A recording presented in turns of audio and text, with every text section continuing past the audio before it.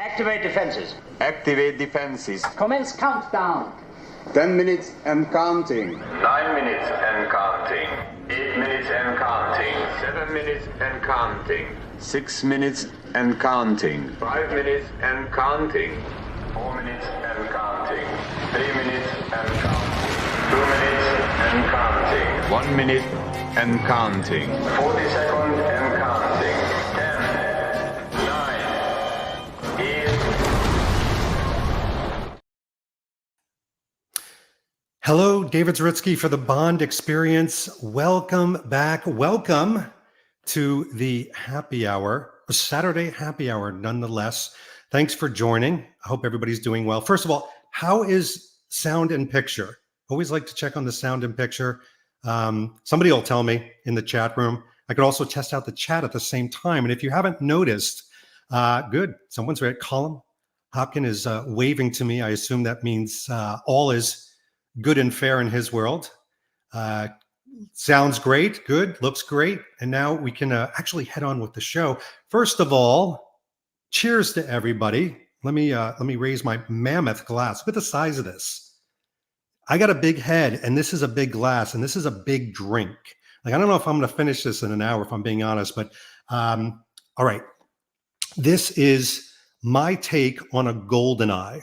So it is pineapple juice. It is a little bit of lemon, and it's this fresh ice coconut bar, which is made out of fresh coconuts, whipped in a glass, and of course, with Blackwell rum. So cheers, everybody. Cheers to you all. Thomas Ryan, sláinte, like the good Irishman that he is. Oh, that's not half bad. Yeah, a little take on a golden eye. It's a little warm here in the United States. I thought I would have something refreshing. The other thing is, I've got to do refreshing is invite my friend to this happy hour, because I'm not doing this alone. We've got United States representing. We need a little British, to have this James Bond happy hour. So without further ado, ladies and gentlemen, Warren Ringham. Hello. How you doing, brother? I'm really good. Yeah. It's been really warm here today, actually. So I'm in my office, and I had the a little air conditioning unit on in here, and I've had to switch it off because of the noise. So I'm absolutely starting to cook again, but it's all good. Do you want to turn it back on, or do you have a drink? I'll have a cool drink instead. I've got a nice chilled, flavored fizzy water caffeine drink here to keep me firing on all cylinders. I mean, it sounds exotic. Don't get me wrong. Fizzy drink. Is it just because it's got fizzy in it? Maybe it does for me. I don't drink alcohol, so this will do for me. I think so. Well, let's see, Warren, real quick. We've got Alan Bendy. Like I said, we've got Thomas Ryan. We've got DT UK. He doesn't miss any of these. Daniel Gaster. Just saw that guy. He's everywhere. We've got good old Fletcher Sykes. Love it. We've got Mark Ashby in the house. Maria, of course, I'm going to say hello to you. See if I care. I think you care. I think that's what it means. We've got James Bond Confidential. By the way, Warren, half of these people I ran into very recently face to face. So it's kind of nice to see them digitally here as well. We always get a great crew. Hang on. You ran into the face to face. I did. What have you been doing then? I've been shooting in and out of of London. Really? None of us knew that, David. I kept it really on the down low, hardly any Instagrams or anything. And I actually wish I had prepared something for you to show you some images. Oh, look at that. Who knew? All right. I'll tell you my quick story because, I know we want to get to the heart of the matter here, but I think for quite a long time, and this is a bit of an admission over a golden eye, I was complaining about not a lot of events, or the first half of the year was quiet from a Bond standpoint.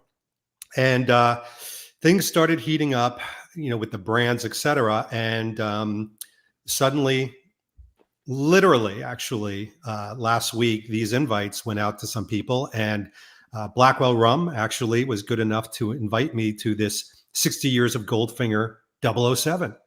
and it was a great gala party hosted by multiple brands like Belvedere, Blackwell, Bollinger, McKellen, and Eon. And it was, yeah, it basically was open Wow. this. This is one of the very first stores focused on 007 merchandise, bar, drinks, and we got some other people saying hello here. But yeah, this is in existence until I guess December now. Amazing. I saw a video that little gun barrel, and the person just walks across, don't they, and comes into it. It's actually a video in the middle of that, isn't it? That's right. That's right. There's a video, and what's crazy is when they opened it up, a lot of people were kind of like, "What to expect?" The entire carpeting of the Burlington Arcade has been replaced, and now it's all these quotes from Goldfinger. Wow. Insanity, right? But this is me. I know you're really into the clothing. Well, I am now. You're about to be. We're going to get to that in a second. But the night of the gala, I was actually, I think, the first person to wear NPL's Connery hacking jacket. So that's that there. And instead of splashing out for a tuxedo, which I was glad I didn't, because most of the people serving the cocktails were wearing nice tuxedos. So it just said cocktail dress. So there we go. You know who that is, right? Yeah, absolutely. Yeah, that's Marion DeBow, and Yeah. she was fantastic. She had brought her little dog. Did she bring her cello? She didn't bring her cello, just her dog, Winston. So I was cuddling with Winston, and then I kind of looked up at her and I said, "Could we get a picture?" Because you're always wondering, I've met Winston. I had to met fetch Winston. a bowl of water at an event at Pinewood once. Yeah. Oh, by the way, I'm not going to shirk this. I'm not going to walk away from this. Mark Ashby says it bugs me. NPL hacking jacket has the wrong pockets, wrong back flap, wrong fabric. It is what I would call a light homage piece. Quite frankly, I now see it because I did like a mini review on it in an upcoming video, and I said I take it as a nice cashmere blazer, and it's got a 007 tag, but you're not going to be cosplaying as Connery in that for sure. Yeah. So Mark is right. Best part about this, Warren, I've got to tell you, is chatting up and having just like dedicated time with David Arnold and Greg Williams, and yeah. Well, David's a fan of yours, man. You know that. I don't know about that, but what an absolute legend! Well, Just a hero. He is. He's a great guy, and Greg Williams are very gracious. And even if you spend a couple minutes, and I know other people had time with them, it's a lot of fun. And then the time you spend with friends, so there's Phil of 007 GB, and you've got Mark of Views from Mark. And by the way, some people who do watch checks here, they may notice that we're all wearing the Omega 60th anniversary, and like a bunch of 13-year-olds, yes, we did plan that. Yeah, because we're children. And then the next day, I just said, you know what? Enough of the events. I did 2 days of events, and I'm just going to walk around with friends. So here's Daniel Gaster, and there's Pete Brooker. And we just walked around the Burlington and met some other people. And just, I don't know, it was just like this nice to have a mecca of like Burlington Arcade, but that fell away very quickly, and you're just like visiting with people. And then finally, this was an event I did at Stoke Parks, where Golf Pride, a golf company in Eon, put on this event, and there were only I think 15 journalists there, and then stupid me. But yeah, I came all decked out, and I was the one brave enough to ask, can I stand next to the car? But nobody knew who these guys were. Only I did. And, obviously the people at Eon there. So I bogarted my time with Norman and Chris, and wound up just sitting with them for breakfast, chatting up stories. I did an interview with Chris and Norman later. But these guys, just to have dedicated private breakfast time with them, that made the whole trip. Yeah. The whole trip. And yeah, I mean, we've actually played at Stoke Park a couple of times, but not for a few years. And obviously, we've got our Cue the Music van this year. So I had a day when I decided to just do a little bit of a whistle stop tour around a couple of filming locations to get pictures of the van. in film locations. I tried to get into Stoke Park, but it was having some work done, and the security guard on the gate was just like adamant. There's no way. It's coming though, because I met with the managing director and the gentleman that heads the golfing and events. They are going to be doing quite a bit more with Eon and the products, so there'll be other events. But the clubhouse, like the main house, is not going to be ready for like 3 years. Wow. So what they're doing is they're opening the gardens where I was up to do other things where people like you and I can actually go and visit. Yeah. And it's not just to play golf, but to do other things or to have small luncheons or product reviews. So yeah, we'll talk. But Warren, I got to tell you, the whole time people kept saying, when are you back in London? Like, is it next year? And I'm like, no, like 3 weeks, because something's happening, right? Pretty soon. Something quite small. The Golden Weekend. Yeah. What's going on here? Well, we've got 2 days of events. I mean, there are a number of different parts of the community that have got events on all in one weekend. So 007 GB have got their event on the Saturday, which is completely sold out. I mean, all their events seem to sell out really, really fast. And like in 5 minutes or under an hour. Yeah. Crazy. They do it right. I mean, I get why they sell it out. I think people see what you get, what happens. They see the charity.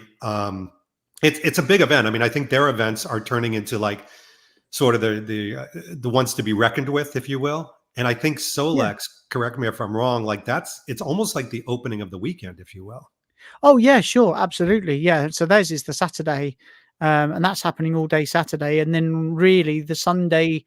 Well, that's no, because when's your meetup? Is that in? It's right in front of you. Yeah, it's all right. So the way I think it's falling out is Solex is, I believe it starts around noon for those that have tickets.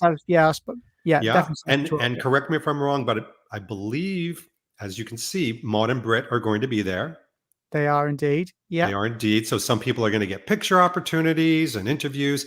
And then afterwards, no tickets, free event, no tickets, is Operation Goldlinger. And that is just my very, very, and please, hand on heart, casual way of just saying to people, look, if you want to meet a bunch of people that you know or want to get to know for 6-7 hours from 6 o'clock until ? Meet us at the Hippodrome in the Lola Room. And the reason why I say it's casual is there are no events with this. There's no interviews. There are no celebrities. But you go up, you buy yourself a pint or a cheeky cocktail. You get some snacks. It's a cash bar, so it's all on you. But I get so many times, as I'm sure you do, of like, hey, I see you're in town. Let's meet up. Yeah. So this was my answer last year of just saying, guess what? If you want to meet up, this is the perfect thing. And by the way, I'm still getting emails. People adore this because all you do is stand around all day and you mingle with like 150 people. So I was sort of rushing last year from one job to another, and I made it sort of part of the party. And it was sort of, if you remember, I mean, you probably don't remember, but it was kind of touch and go if I was going to make it. And I ended up getting there and bringing Christina Wayborn with me, didn't I? We sort of, it's a surprise thing. I actually arrived at the hotel and I was like, look, I'm going to go into London, have a drink with these guys. Do you want to come? She's like, yeah, I'm all in, you know. But this year's a bit different. So obviously my focus has all been on, you know, the event that I'm putting on with really, which is on the Sunday, the concert. But I'm lucky enough that I'm going to be there on the Saturday, but I've got just relax. I'm not involved in any of the running of it. I don't have to worry about any of that. And I have to be honest, I haven't really dived too deeply into what's going on. I'm just going to throw myself into the hands of the event and just go with the flow and just enjoy it. Yeah. And particularly for your event in the evening, that's going to be really, really nice because I never really get a chance to just sit and mingle and chat to people. If I do, it's always a bit like quick chat and then there's somebody else waiting to have a chat. These events are always really, really busy before the concert and after the concert. But that day I'm going to be completely free and just one of the fans. So that's going to be really, really good fun and to not have any responsibility. I think that's the biggest thing. And by the way, that's why for me, Operation Goldlinger is so easy. I'll probably get changed after Operation Solex, but once I get there, all I have to do is chat and talk Yeah. and mingle. And it's effortless because you're meeting so many people that you know. I love this part actually of the whole weekend because with the concert, as you know, and we're going to talk about that in a second, it's formulated, it's timed as it should be. There's a lot of like big events to it because that is what I call the centerpiece of the weekend. But with Goldlinger, that is the most casual, I'll call it a pub Yeah. experience, if you will, of like just saddling up and having a drink. And to me, I know that a lot of people are coming. They either can't get tickets or they're busy on Sunday or didn't get the sold out tickets for Solex. So Goldlinger for them, there is no cap. Like I tell people, I'm getting a lot of questions like, "Where's the ticket?" There's no ticket. Well, how many people can you have? The Lola Room can carry hundreds. Don't worry about it. So, and the fact that the Hippodrome, because last year we kind of blew out one area and then they said move up to the top, and Yeah. then we blew out that area. And so this year they're like, can we get organized with this? Can you guys like not just show up? And by the way, they said that in the most delightful way. So they're going to have some discounted food options for us and discounted drinks and, make us sort of feel like home. And I'm hoping people get a good night's sleep because, yeah. Yeah. Can we talk a little bit about this concert? We absolutely can. I really can't wait. I mean, the planning and the work behind the scenes just goes on for months and months and months. I've been, working away at this since January, and every time I think I've hit the bottom of the pile, I think of more things that I need to do. I mean, there's 70 people on site that are working, that are involved with the show, from bands to crew to hospitality to VIPs to chaperones for the VIPs. So there's just so many things to kind of think, and everyone's got to know what they're doing. With these concerts as well, these big ones in London, they're more involved than the concerts we do through the year where they're just the songs. So because obviously we're celebrating the 60th Goldfinger anniversary and the 50th Man with the Golden Gun, and even a bit of 25 of The World Is Not Enough, because we are at the O2. A lot of extra things that I'm doing. And with Cue the Music, that because at the heart of it, we are just Bond fans like all the people watching. So we try and really think of ways that we can really connect with that I don't think other concerts do, because they'll go, oh yeah, we love Bond. But, there's a difference between loving Bond and being to the sort of fan level of all of us. And things like, for those people that Majesty's Theatre a couple of years ago, where we did Bond 77, and I came dressed up as a motorcyclist covered in feathers, limped onto the stage, and then we did Bond 77. Just little things like that, little touches like that. And I've got a few little things up my sleeve for this year. I don't want to tell too much. I mean, I can say what music we're playing because it's all printed in that program. But there's some little touches that we'll be doing as we go along that I'll save for the concert. Yeah, there's big surprises. I mean, as the host or compare, and I learned that word last year. I didn't even know what that word meant, but compare. So I'm trying to say that to my American folks, and they're like, what does that even mean? I'm like, host. And they're like, that we get. But there are things that I would say run the action-oriented range, visual range, emotional range that people are going to connect. All of it is driven by the passion of Bond and passion of fans, which I think is something that's still highly unique. You could say whatever you want out there, but this is the one that people come to as sort of the benchmark. Oh, wow. I mean, that's really kind of you to say, but we just always strive to raise the bar every time. And I keep thinking I might have hit the ceiling, but then I think about things for the next year, and my brain's already racing. Somewhere on my notice board just over here, I've got like a map of sort of next 8 or 9 years of concerts and ideas to how we celebrate the anniversaries and ideas for those. So, and possible guests that we might get, which are always we'll see if that happens. But I mean, this year to have got Maud Adams and Britt Ekland is just amazing, really.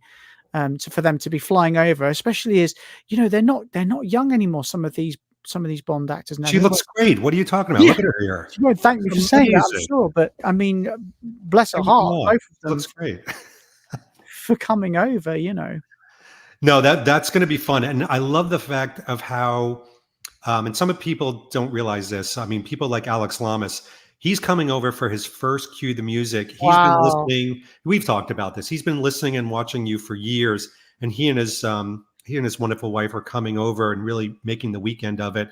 I think a lot of people are doing that. They're seeing this as a major trip with Cue the Music as, I'll use a music term, the crescendo of everything. But how you weave the Bond alumni and the celebrities into it is really interesting. Can you talk a little bit about what people at the concert might be seeing as far as the celebrities are concerned? Yeah. Well, this year, what we've done slightly different to last year. So the main Q&A is going to be happening in a pre-show VIP party, which is sold out. But in both halves, we'll have one of the guests up on stage, and you're going to do a little bit of a Q&A with them to talk about their time on the films. And then sort of linked in with that, we're doing Scaramanga's Funhouse from The Man with the Golden Gun, and we're doing Let's Go Get 'Em from The Man with the Golden Gun. So that'll be the way that we sort of tie in with them as well, which would be great. And the whole concert's going to kick off with 20 minutes of music from Goldfinger, which will be absolutely epic. So it's insane. And by the way, a lot of people have been saying, where are the celebrations? The first half of the year had this black hole of celebrations. And now I feel like even this week has kicked it off. But that weekend, from a Bond community standpoint, is an absolute weekend of celebrations. I love the fact that 007 GB, instead of focusing on Goldfinger, is focusing on The Man with the Golden Gun. Then I'm kind of doing a little slant on Goldfinger with Goldlinger, although you could kind of say it's marrying both. And then you're serving it all up. I mean, you're basically taking all the celebrations and like, all right, this is where the funnel goes. Like everything for the weekend, leads to here. And by the way, we should also at some point put link in the I was just trying to post it, but it bounced on. You might have to put the link. Dare they? I know it won't let me post a link on here. I'll post something in there, but folks, it just has Word, I think. You got it. All right. There are tickets left. I will say this is what happens. Tickets start to go very quickly. There are tickets left. There's good seats left. But as big as you think the O2 Arena is, we're in the Indigo, which is slightly smaller than the 18,000 person large Madonna part. By the way, who's playing against us that night? Do you know? I don't know, actually. It's no one. I don't think it's anybody huge, not like last year where it was Madonna. But the one thing I'd say is that I actually wouldn't want to, even if it was in a wildest dreams possible that we might play in an 18,000 seater. I don't think I'd want to. The Indigo is actually a really, really good atmosphere in terms of the seating versus the stage. So you really kind of feel part of it. And I wouldn't want to be in a place where you kind of feel like you're in a different postcode watching a concert, or zip code for you guys. So I think it's really important to sort of feel connected, because I think a big thing about Cue the Music is connecting with the audience. I've never wanted it to be where people just come and they just sit and they listen to a concert and that's all. I know you love the word immersive, but it really is like we love what we do. We love the Bond music. We live it. We breathe it. It's what we deal with now, really, almost every single day, or certainly every week. And I think comments that come up time and time again for people is that really comes through in the performance. And I think a big part of that also is where you do the performance, because if you went to something so vast in that sort of scale, you'd kind of lose that connection, which I wouldn't want to do. Yeah, and for some people, these are all great points, because for some people that have not been or were not at the O2 Arena last year, the thing that I liked as somebody hosting is I am speaking and really tying the ribbon of storytelling through each of the songs, and that's my job. That's what I'm there to do, is kind of tie it all in together and to hopefully entertain a bit. What it helps me tremendously, and the only way I can do this, and Warren can attest to this, that everything I do is improv. Like really nothing is scripted. In fact, the teleprompter, she Well, broke well, last year. Well, no, I mean, because to kind of put some flesh on the bone with that, so you didn't have a script, but what we discussed is you just have some bullet points just to Yeah. kind of keep you on a track. And yeah, we had like a little teleprompter, as you say, and literally 10 minutes before the show, someone stood on the HDMI cable and snapped it, and we lost it. And I came backstage and said, David, I'm really sorry. The prompter's gone down and we've got no way of fixing it. And you was like, no props. And you just went out there and you speak so fluidly and you never missed a beat through the whole concert. It was absolutely incredible. And then as well as top of that, we had the stage there's maybe a little bit cramped, especially for a band of our size, and you had to kind of step over all these obstacles and round to get to the front to speak. Just to the top. And you just took it all in your stride. What an absolute pro. It seriously is such an indelible memory to the point where I can't wait to do it again. And I think to your earlier point about it not being 18,000, but it's still thousands. It's people. 1,700. It's a big. That's still a lot of big people. venue. But I will say we sold most of it last year, and we have still sold 3/4 already. So we're well on the way. We're well on the way. And what I think people might be really fascinated with is that we do connect with the audience. Like when I'm talking, I'm seeing faces, I'm watching nods. In fact, there were a couple points where I actually, somebody's calling out and I could see the person calling out and I referred to them and I spoke to them. And, those type of organic moments you cannot have in a monster stadium. By the way, this is high praise and testimony. DT says, to my mind, the concert is now the pinnacle of the official, unofficial annual Bond event. Wow. For the fans and the non-fan alike. And by the way, this is vital that we talk about this, because let me tell you what a lot of you are thinking.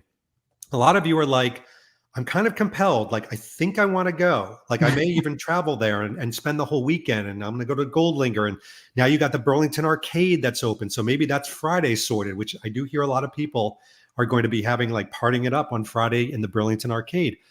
But what you have to also know is the Bond spouses or the close to Bond fans, whoever those might be, they wind up enjoying themselves. And my wife, I know, looks forward to it, even though, when it's too much Bond, it's too much Bond. But these types of concerts, they are art. And I think we forget that as Bond fans, we think, oh my gosh, what a slog. No, this is going out to a beautiful evening of song, of music, of artistry, and people wind up, even when they're a non-fan, liking it. Do you hear this as well?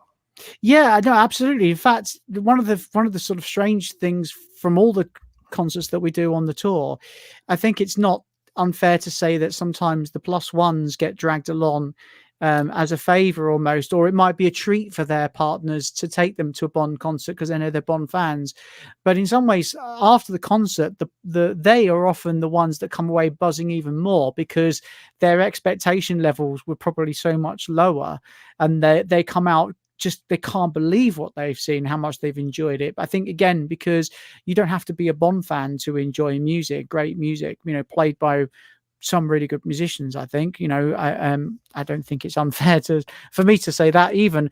There are some really, really phenomenal players in the band that, even I stand on stage just sometimes.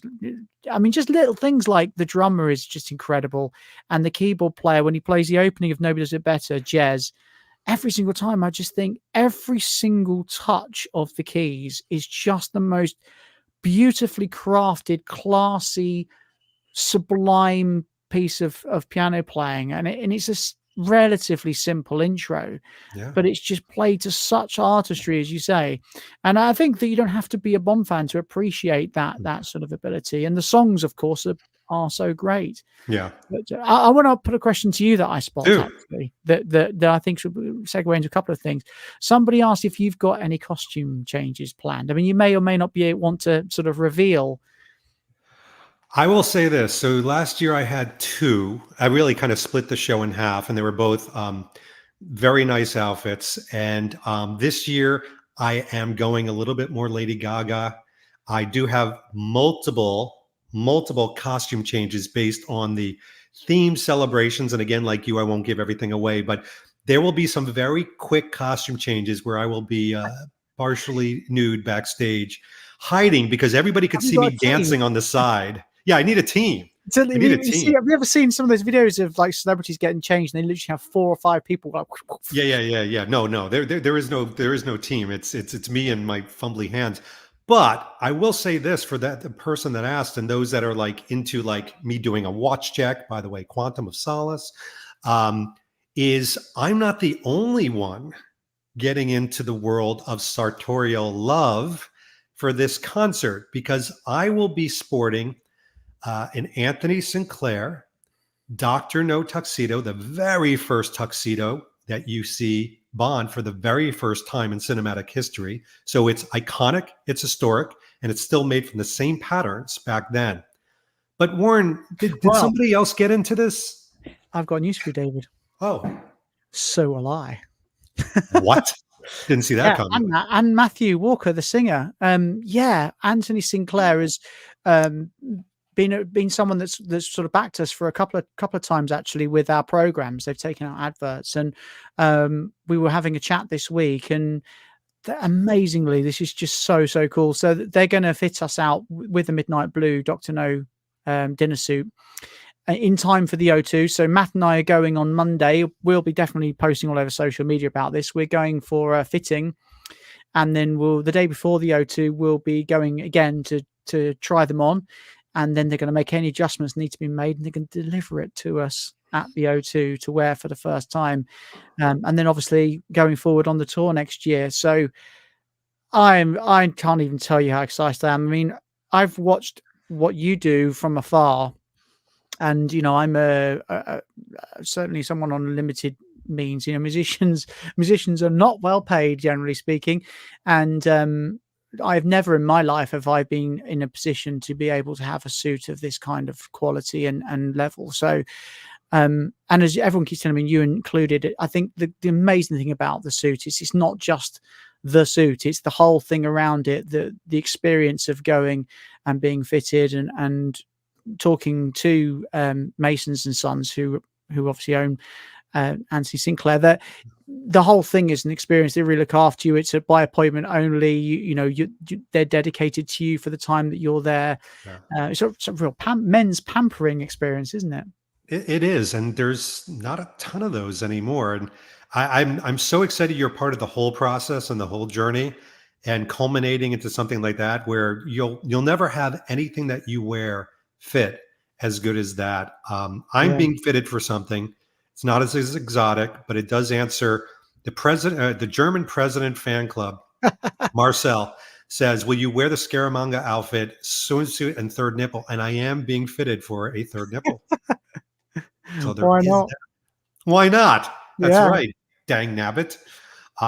Warren, I wanted to kind of pique your brain a little bit on this, because we've got the concert coming up, we've got Celebration, but I do want to talk about Bond in general with you, because a lot of people have been saying that, there's this, again, emptiness, this kind of hollowness of James Bond lately. Is it something that, surrounding yourself with the concert and other things, do you notice it too?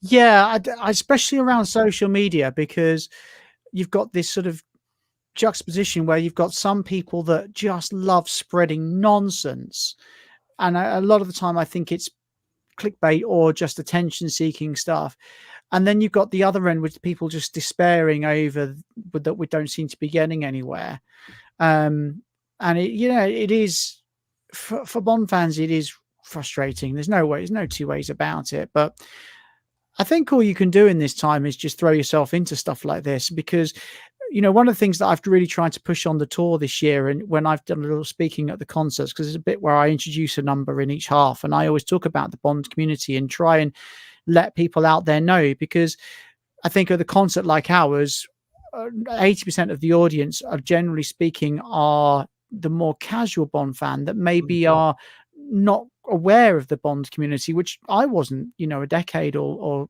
so ago. And so it's kind of letting people know that there are so many great opportunities out there. There are actually been a lot of events happening this year. I know not the official ones, but when you take into account in this country, 007 GB have put on quite a few things. Mhm. And the Shaken Not Stirred have had things as well. We've obviously had 12 concerts and a retreat as well, which was a whole weekend. There are lots of things where you can go and share your Bond love with like-minded people. Yeah. And I think that's a really, really important way to kind of keep, your passion for Bond alive in this time when we don't have it. And it'll come eventually. We've just got to be patient. And I'd rather they took their time and got it right than rushed out and got it wrong, because that would be more damaging, I think, and potentially long-term would do more damage if they rushed out something that really went wrong and just really put everybody off. I think you've hit upon what I've been saying lately, at least, is the DIY, the do-it-yourself approach for Bond fans, meaning you've got to create your own. Whether it's Gatherall that I did this year or the events that you're talking about, because people, I think, are just there are some people that are sitting around waiting for something to happen, and any little nugget that comes through, or news feature. I mean, there was a news feature about a week and a half ago that AJ had, put out a little blurb pretty innocently. He tried to keep it nebulous, and then there was all this interpretation by the journals and the trades. And then I even had my friends coming back going, not quoting AJ, but just saying, look, a new director is going to be announced on the 17th. And it's like, wait, stop. And I had dinner with AJ just a couple nights ago, and he's like, you have no idea. Yeah. But I think the thing is, though, is that this is all, I go right off on a tangent here, but it's all fueled by a lot of these news outlets desperately needing to receive income by getting content out there that's just engaged. Doesn't matter whether it's true or not, as long as it gets people to click on it and comment on it and therefore gets more ad revenue. That's how they make their money. And unfortunately, we are really easy bait as a Bond community, especially at a time when we're desperate for some news. Any little snippets or any kind of hint that there might be some news, everybody jumps on it because they're so desperate for it. And therefore, all that does is just fuel not only the ad revenue for that particular one, but it fuels the actual the reason to keep doing it, because it's a way for these people to make money. And again, it gets slightly political and off the subject, but it is just true and why it happens. And I do get frustrated when I see this nonsense coming around. And and I mean, we'll know when we see something on the 007 website. That's when we'll know, or the official channels. Until then, everything else is, because I mean we haven't really talked about it much in the community. But what was it now, about a year ago, when it was dead cert that Aaron Taylor Johnson had been announced as that was a thing. It was, wasn't it? Yeah. And the sensible ones in the community were, I mean, I don't know if I'm sensible, but I was definitely one going, let's just wait and see, because there's just no way that until we hear it officially. And it all turned to be basically just a load of nonsense again. It was. But I have to answer some questions. And by the way, for those of you who have questions, they don't have to be about the concert. They could be about anything. Please put them. I'll post them up. But this one's from Christopher. It's a good one. You guys should do something in San Francisco in 2025 for the 40th of A View to a Kill. How do you respond to that? Chris, drop us an email. If you've got it lined up, we're in. Get organizing and we're there. It's so easy. He makes it so easy. Yeah. Oh, by the way, this is great. So our friend Alex says, 12 concerts. To think a few years ago, you retired, Warren. Every time you think you're out, they pull you back in. I know. I get asked this a lot at the concerts. Almost every time we've been to one this year, people come, the last time you were here, you told us this was the last time you were going to be here. But the reality is that at that time, we meant it. I mean, we'd come out of COVID. Nobody knew what the music business was going to do. We'd lost so much money during COVID that, I couldn't see how I could keep it going. And I was really worried as well that we were going to outstay our welcome. And I just kind of felt like that was coming to a natural conclusion. But then when we actually did have that final ride, and particularly the last concert, I think everybody came out of there going, it's not the right time. The audience definitely were telling me, I was having thousands of messages, and it's not an exaggeration. It was thousands of emails and messages going for weeks saying, please come back, And then the band, we all came off stage going, have we gone too early? And And so what a great place to be in. I mean, I'd rather be kind of going, yeah, we said we were finishing and we're back, than actually nobody wanted us, it's because of the passion, because of the support and how much people really want the show to carry on that we did carry it on. And here we are next year. I'm just going to be doing this full time. And that's amazing. Like that's Amazing. an absolute dream come true. So, and it's only because of the support that we're able to do that. And so, yeah, I'm sorry to disappoint anyone that thought we were going. No, right. Yeah, you're really disappointing us.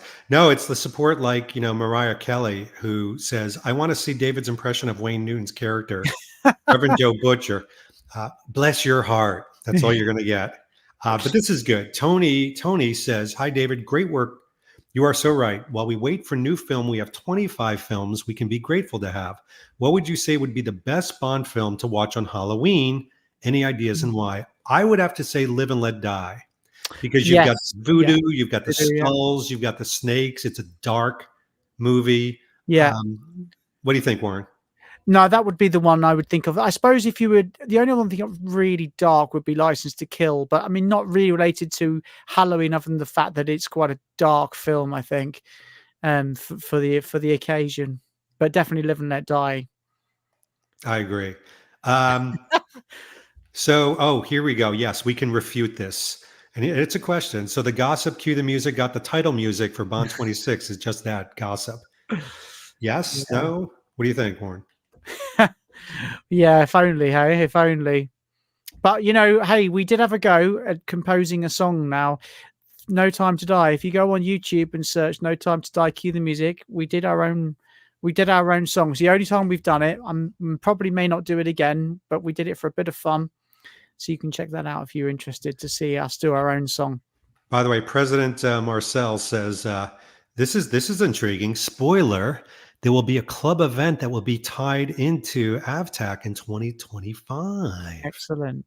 Ooh, what's that all about? We want to hear there's more. A few potential venues, really, isn't there? There's a few countries that you could link into if you could legitimately. Yeah. It's a few That's options true. there. Like San Francisco. Yeah. All right, here's a good question, and I'm gonna pose it to Warren. So, Warren, after all this, what do you want to see in Bond 26? Or are there some basic things that you want to see? I do think I would like to see them roll things back the way they did with Casino Royale, and maybe not all the way to pre-00 status, though I wouldn't be against it. I actually think that worked really well. I wasn't sure at all when they announced they were going to do it, but actually it was amazing. And I actually think it would be really, really, I know some people will really hate me for this and the comments will start going mad, but I don't have a problem with them having a thread running through the series of films that an actor does. I think that's really good. But what they do need to do is plan it out from the start and not try and retrofit it like they did and it, be full of holes. We've seen another franchise with Star Wars, how that can all fall apart as well. But I think if you start with a good plan, and then I think it can work, and actually it can really give, some really nice places to go. What about yourself? I want a good story. I'll start with that. I just want a really good story. I want a Bond that, oh gosh, this is where I get burned at the stake.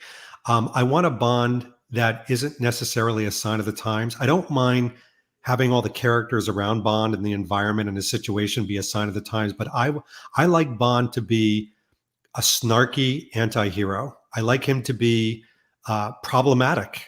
I like him to be flawed. And I don't want a perfect schoolboy Superman goody two-shoes Bond. I don't. And, I could say I want badass Bond. I mean, there's a whole list of things, but I want to leave the movie also. Here's the feeling I want to get with Bond 26. I want to leave the movie feeling triumphant. Like I could take on the world. Like I just saw, one man beat the odds against all odds. And he did it with charisma and aplomb and charm and sophistication and gadgets. And he did it for king and country and all the right reasons and duty. And like, I want that all because at the essence, those are my favorite parts of Bond. So nothing much. What do you think looking back now? I mean, Casino Royale definitely is the pinnacle, I think, and certainly in the Daniel Craig era. And I mean, Yeah. for a lot of people, it would be top film, maybe top 3 for the whole series these days. Yeah. So what was it, looking back, that worked, that everything really came together, and why they couldn't ever really recapture that again for the following films, much as I think they probably wanted to and thought they were going to? There was just something that works so beautifully, and everything about Casino Royale, I think it is pretty much Yeah. a perfect film. I will say it doesn't revolve in my top 5, believe it or not, but I think it's Really? nearly a perfect. No, Casino Royale does. But Oh, I'm okay. about to say Oh, word. Goldfinger is Yeah. nearly a perfect Bond film, Yeah. and I think even From Russia with Love. But the reason I think they can't replicate that today is because for some reason filmmakers are so against replication. They're so against, for some reason, they have to be different. They Yeah. have to say, how are we striking, our new note as Mm. opposed to playing familiar notes? And they're even very chintzy. They're very cheap and frugal with utilizing some of the tropes or some of the themes that Yeah. we love. And then even in the last No Time to Die, I think some of the themes were shoehorned in a very inappropriate and undeserved way. So they need to get the cadence and balance right. And for some Mm. reason, filmmakers nowadays, I'm not saying Eon specifically, but just in general, they're more about making an impact on society and having a Yeah. statement as opposed to Yeah. entertaining. Yeah, I think they're trying to tick too many boxes. I felt like with No Time to Die, look at the time, I felt like there was some elements where they were trying to, as you say, feed into all different elements of society, but then they were trying to maybe placate the hardcore Bond fans by shoehorning in, this is my opinion, of the, things like the On Her Majesty's Secret Service theme that they had, but in London, and We Have All the Time in the World. And I know other people feel very strongly actually that it worked and it was a good thing. But for me, I just felt like it was them just trying to placate Bond fans by putting in something. And I think I would say is that, well, look, maybe don't cheat by taking an already great moment and just sticking it into a new film. Try and create a new great moment. And crikey, we've still got a composer like David Arnold out there. He's capable of writing something like We Have All the Time in the World. Yes, I totally agree. By the way, to lighten the mood just a tad, because I love that we got like serious for a moment. Right off the track. This is actually a good question for the concert. And this is a valid question for those of you that say it's not. I'll argue that. For the O2, what is the dress code? Is it smart casual? What is it? And Warren, how would you answer the dress code?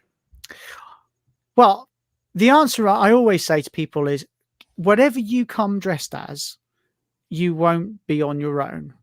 If you come casual, if you come smart casual, if you come in DJ dressed up to the nines, there will be other people the same as you. I would always encourage people to get dressed up because I think we're coming to a Bond event, but I wouldn't pressure them. I would say come what you feel comfortable. There will definitely be a mix of all sorts. And at the end of the day, I think if anything, the one thing that people get sort of not sure is, well, should I wear my DJ or not? I don't want to be the only one. Well, there's going to be 35 people on stage all wearing DJ, so you're not going to be on your own. And a ton in the audience, I noticed last I'll year. be in my Anthony Sinclair. Yes, you will. I'll say this for people that ask that as an observer, both audience member and on stage, looking out at a sea of people.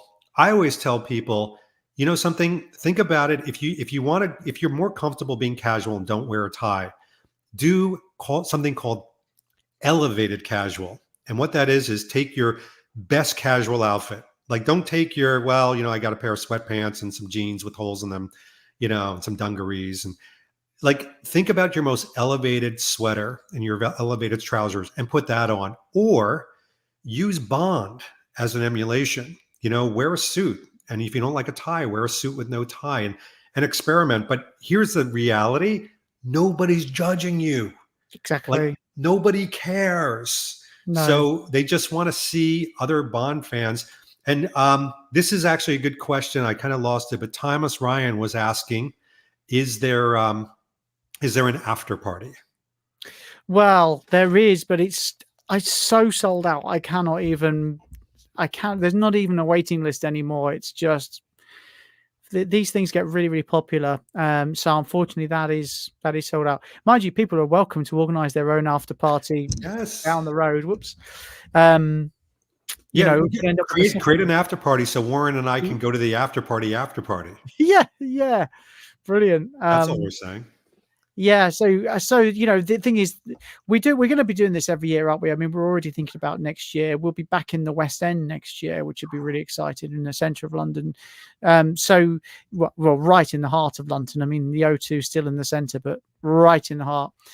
So there's always next year, and so, you know, make sure you get in early for the parties. But yeah, we're looking forward to having a few drinks. I mean, it's a few drinks all weekend, really. Saturday, your event on the Saturday evening, Sunday evening. It's going to be a lot. By the way, we need to alert the trades, because Mark Ashby says David and I have many differences, but his opinion on what makes a good Bond film makes sense. And that one thing we totally agree on, and we both like Quantum. I want this posted on every social channel. We are going to make that go viral. But can I just say, actually, Mark made a really good point when we were chatting earlier that definitely needs to. When I was asked about what was the difference between Casino Royale and the other four, why couldn't they replicate it? And he made a really good point. Well, Casino Royale was all based around, you know, Fleming material. Yeah, you can't really lose, right? You can't, can you? And That's maybe true. that was it, you know. What about the director? I mean, you've got Christopher Gilson saying Fletcher would be perfect. Campbell would be perfect. So I think Fletcher Sykes said, and Christopher's agreeing. What about Campbell coming back? Do you think Campbell could come back? Has he seen his day? He's quite elderly now, isn't he? I think so. Yeah. He's somebody with, I don't know what. I think probably it needs a fresh approach now as well. I think whatever they do next, if it feels too close to what Craig's just done, or Brosnan or anyone else, if it feels too close, it's just going to be compared too easily to that. I think if it's something that stands on its own, because that's what Craig did. He came in, stood completely differently to Brosnan, and that's what made it so fresh. And when we all went in not knowing what we're getting, all just went, wow, what have we just seen? And I think that has to be part of the approach for the next one, is to try and do their own style and set something different. And maybe to start with, people will go in going, I'm not sure about this, but then with time, you know, because I mean, look at Craig. We've had 2 years of people going, oh, he can't be a good Bond because he's blonde and all that rubbish. And it turned out that he was absolutely brilliant. So he was brilliant. And by the way, back to the concert, we have some very I love how people, their specificity. Next year, bringing wife means buying her an awesome dress. Now, ouch. Can David do a guide on women's dresses? Maybe I'll ask my wife, Danielle, to do that. I don't even know what she's wearing that night, but I am not the expert on that type of thing. So, Warren, we have just a few minutes. You know, we do want to remind people about the fact that there are tickets right now. In a week, in 2 weeks, there may not be, but what's the best process for people to get tickets to the concert?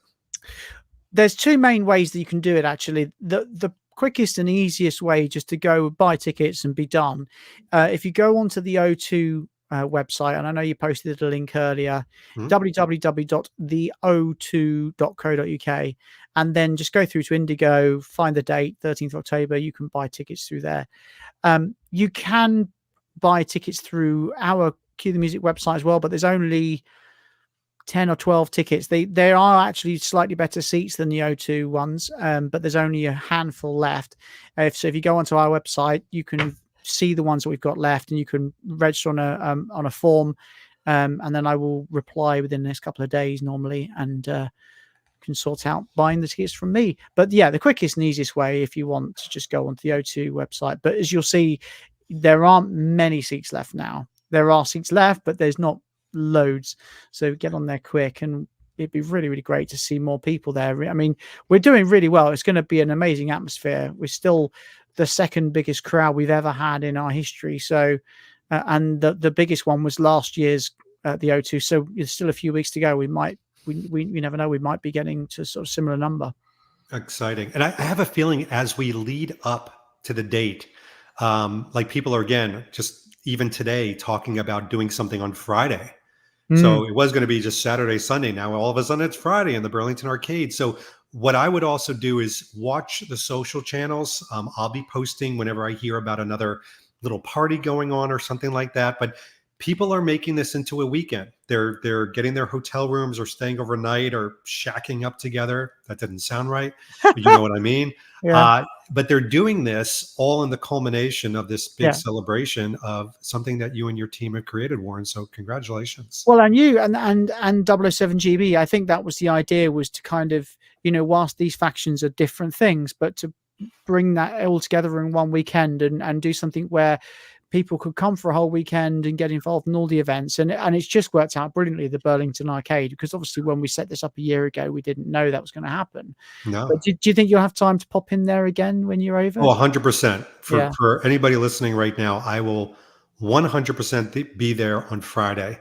Yeah. And maybe we'll arrange like a window of time where we can all get drinks together or meet up or kind of walk it together. And I will say something, Warren. You said something that is very relevant. The whole idea of solidarity.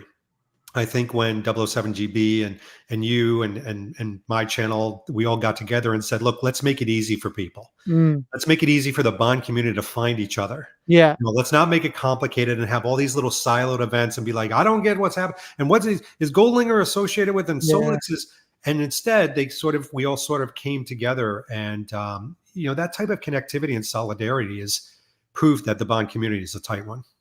Definitely. Absolutely. And, it's going to be a brilliant weekend. Definitely come and get stuck into it. Can't wait. Well, listen, we are hitting the top of the hour. It is a happy hour, not happy hours. But Warren, thanks so much for joining on a Saturday night after everybody wants to go out. And now everybody's got time to like go out for dinner and go disco dancing, whatever you guys do in the UK. Yeah, absolutely. I think I'm going to go and put my kids to bed. So there we go. Exciting times here. It is exciting. And I'll see everybody in a few weeks. Again, feel free to jump into the concert and some of the other events. And in the meantime, this has been David Zaritsky for the Bond Experience, and we'll see you all real soon. Take care, everybody. Cheers.